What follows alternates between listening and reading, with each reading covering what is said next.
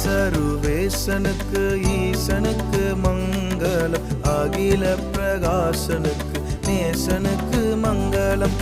ஆதிசருவேசனுக்கு ஈசனுக்கு மங்களம், அகில பிரகாசனுக்கு நேசனுக்கு மங்களம்.